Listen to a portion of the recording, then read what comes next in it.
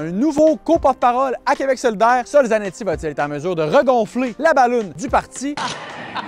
Grève à la STM à Montréal, le service reprend, mais pour combien de temps? Et le gouvernement présente sa nouvelle vision économique. L'industrie forestière absente, ça passe pas auprès du Parti libéral. Le premier ministre du Québec vous a abandonné. Dis-moi en commentaire ce qui t'a le plus marqué de cette semaine politique. Et oui, le vendeur de rêve et indépendantiste assumé Sol Zanetti est choisi comme nouveau co-porte-parole masculin de Québec solidaire. Une nouvelle ère commence après l'ère Gabriel Nadeau-Dubois, Manon Massé. Les membres du parti choisissent donc un candidat plus militant et envoie un petit finger du même coup. On salue grand-maman Denise à l'aile plus pragmatique parlementaire du parti qui s'était exclusivement rangé derrière l'autre candidat principal, Étienne Grandmont. Avec maintenant à leur tête deux co-porte-parole indépendantistes, Ruba Gazal étant l'autre, le parti vient aussi clarifier sa position sur la question du Québec pays, une position qui a longtemps été floue sur l'indépendance alors qu'une forte proportion des sympathisants de QS ne se considèrent pas comme indépendantistes. Et la grève à la Société de transport de Montréal continue à générer beaucoup de frustration chez les Montréalais qui ont beaucoup de difficultés à se déplacer dans les dernières semaines. Et donc, dans un effort de mettre fin à la grève à la Société de transport de Montréal, le gouvernement veut devancer l'entrée en vigueur d'une loi qui va lui permettre de mettre en place un processus où un arbitre viendra trancher la poire en deux entre la STM et ses employés. Et donc, devant cette menace de grève, eh bien, les employés d'entretien ont suspendu leur grève. Le service de métro et de bus a repris. Mais pour combien de temps? Parce que les chauffeurs de métro et de bus, justement, veulent eux également faire la grève en fin de semaine. Et donc, pour devancer l'entrée en vigueur de leur loi sans passer par une nouvelle loi, le gouvernement aurait eu besoin de l'approbation de tous les partis. Pratiquement tous étaient d'accord. Je vous avise que nous sommes prêts à collaborer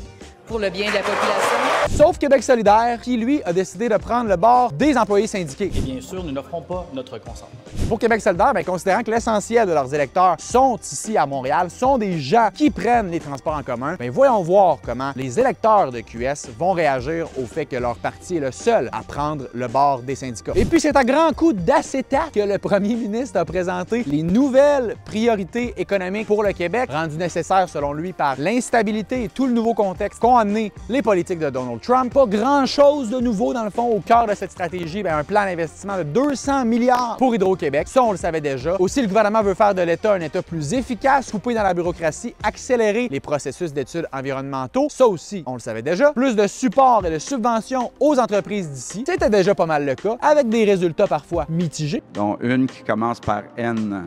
Et avec les investissements à venir très importants du gouvernement du Canada en matière de défense et au niveau des minéraux critiques, le gouvernement du Québec mise sur ces deux créneaux d'avenir comme l'un des piliers de leur stratégie économique des prochaines années. Et les quelques absents notables, eh bien, l'industrie de la forêt, qui est présentement durement frappée par les tarifs de Trump. Aucune aide de prévue à l'industrie forestière dans le nouveau plan économique du gouvernement. On parle de dizaines de milliers d'emplois qui sont désormais menacés pour l'industrie de la forêt. On se demande quelle est la vision du gouvernement aussi en ce qui a trait à l'intelligence artificielle qui fait parler à la grandeur de la planète. À le voir gérer ces acétates, on comprend peut-être mieux pourquoi le gouvernement n'est pas encore rendu là. C'est lequel déjà? Le vert, hein? Oui! Ah, et dernière affaire, abonne-toi donc au Micromag Urbania pour avoir le recap en exclusivité chaque semaine. Le lien est dans ma bio. Ciao!